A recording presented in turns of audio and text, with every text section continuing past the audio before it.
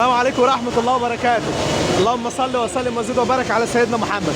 والله بصوا، أنا يعني من شوية كده كنت مع حد من صحابنا يعني في المجال. المهم الحمد لله ربنا يوسع يعني على الجميع. ما شاء الله ما شاء الله، يعني الشغل حلو، يعني الشغل كويس، الدنيا كويسة والشغل كويس. أقسم بالله العظيم أنا واقف شايف ما شاء الله، يعني الدنيا كويسة وفي حركة الحمد لله. يعني هو في بينا شغل يعني، والله العظيم اقسم بالله حاسس ان انا اللي شغال. والله اقسم بالله حاسس ان البضاعه دي خارجه من عندي. والله العظيم حاسس ان انا الفلوس دي داخله جيبي انا، اقسم بالله العظيم.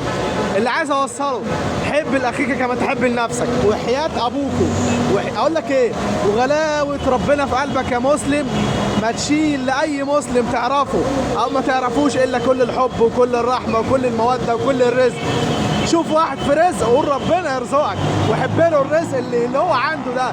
والله العظيم اللي هتحبه لغيرك ان شاء الله هيجيلك. حتى لو ما جالكش كفايه انك يعني تقابل ربنا وقلبك صافي وانت حابب للناس الخير.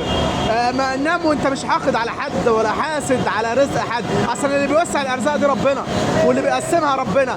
هل انت تزعل لما انسان يبقى في رزق او في نعمه؟ اوعى تزعل ابدا. اقسم بالله العظيم الواحد بيعدي بيشوف اي انسان سواء في المجال او بره المجال والدنيا معاه كويسه والمكان شغال، ويا راجل ده لو مطعم والله اقعد اقول له ما شاء الله تبارك الله ربنا يرزقك، حب الخير لنفسك، ربنا يوسع على الجميع ويرزق الناس كلها رزق حلال ويزيد الناس كلها يا رب ويوسع ارزاق الناس كلها. عاش واخد منها حاجه، اعمل حساب لدخولك القبر ان ما حدش واخد منها حاجه واحنا ماشيين كلنا، ما حدش قاعد. يعني سيب لك بصمه حلوه وحب لاخيك كما تحب لنفسك، ونقرب من ربنا سبحانه وتعالى وما نبعدش عن الصلاه، وربنا يعيننا ان شاء الله.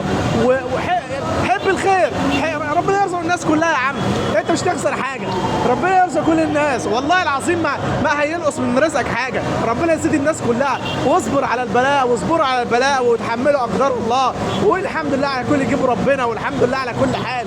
دايما خليك من الحامدين وسيب على الرحمن الرحيم، وربنا يرزق الناس كلها ان شاء الله.